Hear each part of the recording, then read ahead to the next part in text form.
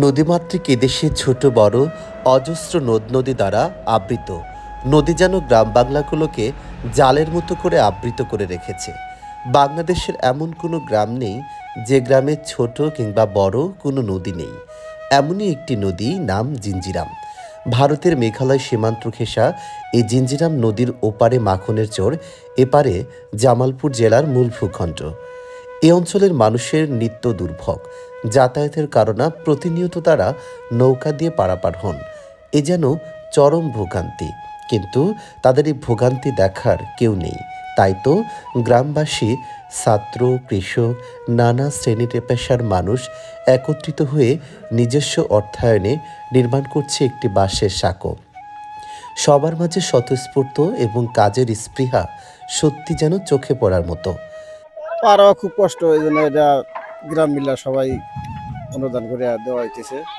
আমরা চাঁদা তুলছি, চাঁদা তুলে আমরা নিজেদের বাড়ির থেকে বাসায় না নিজেদের কর্মক্রিয়া করতেছি। কতদিন টিকবে এই ব্রিজ? ব্রিজে 1 বছর যাবে, তারপর আবার করব। এগুলো বাস এখন কোথায় নিয়ে যাচ্ছে? এখন এবার নিয়ে যাচ্ছি, ওগুলো ফাড়াইয়া ওরা মাঝখানে ঠাসা বান্ধা হবে।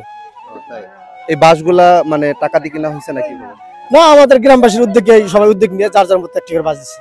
সরকারের কাছে দাবি জানাইছেন? সরকারের কাছে তো দাবি জানাইতেছি। সরকার কি বলে?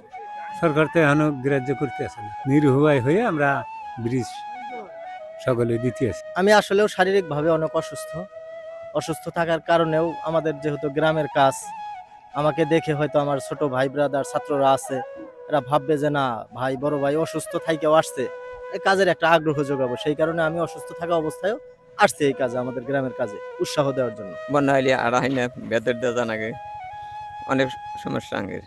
আমি মনে করি যে 5 তারিখের পরে দেশের পরিবর্তন আসছে, এর সাথে আমাদের এই জিনিসটাও পরিবর্তন হওয়ার দরকার।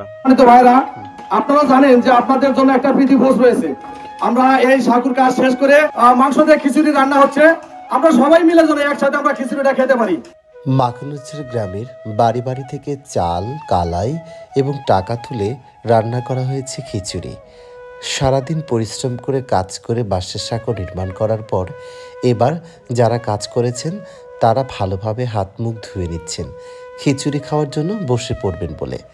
আর কাজ শেষে এভাবে বসে একসাথে সবাই মিলে খিচুড়ি খাওয়ার অনুভূতিটাই অন্যরকম। গ্রামের মানুষের এই ভ্রাতৃত্ববোধ বন্ধন যেন বেঁচে থাকে আজীবন। এই সমৃদ্ধি, এই মেলবন্ধন শুধু গ্রামেই সম্ভব। ছোট বড় বয়স্ক সকলেই একসাথে খিচুড়ি খাচ্ছে, এ যেন এক উৎসবের অনন্য আমেজ। খাওয়া শেষ করার পর এখন হাত ধুয়ে আবারও কাজে যাওয়ার পালা। স্বাধীনতার 53 বছরে বাংলাদেশে অনেক সরকারের পরিবর্তন হয়েছে, কিন্তু পরিবর্তন হয়নি মাখনের চরের এই জনপদের দুর্ভোগ। এলাকার মানুষের মাঝে একটাই দাবি, এই জিঞ্জিরাম নদীর উপর একটি স্থায়ী সেতু নির্মাণ করা হবে। আর এই জন্যই তারা যুগের পর যুগ অপেক্ষায় আছেন, কিন্তু কে বা শুনে কার কথা।